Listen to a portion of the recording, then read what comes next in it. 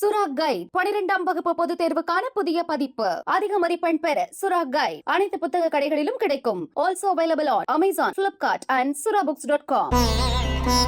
தினம்தோறும் விளக்கேற்ற நல்ல எண்ணெய், இதயம் நல்லெண்ணெய்.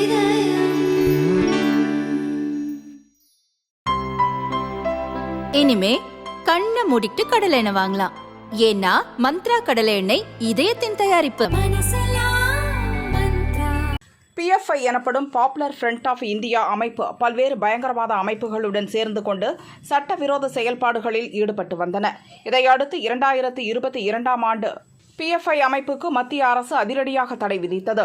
கேரளா, தமிழகம் உட்பட நாட்டின் பல இடங்களில் அந்த அமைப்பின் நிர்வாகிகள் வீடுகளில் NIA அதிரடியாக சோதனை நடத்தியது. தமிழகத்தில் 13 பேர் கைது செய்யப்பட்டனர்.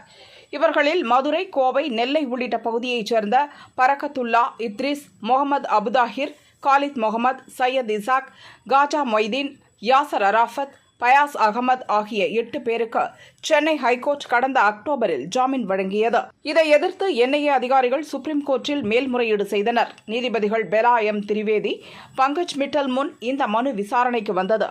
குற்றத்தன்மையை பார்க்கும்போது 8 பேருக்கும் சென்னை ஹைகோர்ட் கனிவு காட்டி இருக்கக்கூடாது. சட்டவிரோத செயல்களில் அவர்கள் ஈடுபட்டதற்கு போதிய ஆதாரங்கள் உள்ளன. எனவே அவர்களின் ஜாமீனை ரத்து செய்வதாக நீதிபதிகள் உத்தரவிட்டனர். இதையடுத்து 8 பேரும் சென்னை புரசைவாக்கத்தில் உள்ள NIA அலுவலகத்தில் சரணடைந்தனர். 8 பேரையும் பலத்த போலீஸ் பாதுகாப்புடன் பூந்தமல்லி NIA கோர்ட்டில் ஆஜர்படுத்தினர். அனைவரையும் ஜூன் 14ஆம் தேதி வரை ஜெயிலில் அடைக்க நீதிபதி இளவழகன் உத்தரவிட்டார். பின்னர் புழல் சிறையில் 8 பேரும் அடைக்கப்பட்டனர்.